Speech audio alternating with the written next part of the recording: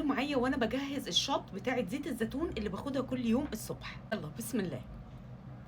مش مضطرة خالص ان انت تعملي الحركة دي علشان تستفيدي من زيت الزيتون. تقدري تدخلي زيت الزيتون في الروتين بتاعك، في اكلك، على شوية جبنة، في السلطة. والاهم من كل ده الكواليتي بتاعة زيت الزيتون. يعني المكان اللي بيقدم لك زيت الزيتون يكون مكان محترف في استخلاص الزيوت، عشان تضمني ان انت تاخدي فوائد زيت الزيتون العديدة جدا. الصحة العامة للجسم، نشاط الجسم وصحة الامعاء، صحة الجهاز الهضمي، صحة القلب، صحة المفاصل، نضارة البشرة وجمال الشعر. يعني ايه الكواليتي بتاعته تكون حلوة؟ يعني يكون معصور على البارد، يكون اكسترا فيرجن اوليف اويل. اكتر مكان انا بثق فيه لما باجي اشتري منه الزيوت هم ايورفيدا، وكلمتكم عنهم كتير قبل كده. كل زيوتي من عندهم معصوره على البارد، وزيت الزيتون ده اكسترا فيرجن وطعمه ممتاز. تستخدميه في الاكل، هتستخدميه لشعرك، لبشرتك، هتنبهري بيه. لونه حلو جدا، وكمان لما تيجي تتذوقيه هتحسي ان هو طعمه جميل. هتشجعي وهاتيه ودخليه في الدايت بتاعك، بس طبعا بتعقل.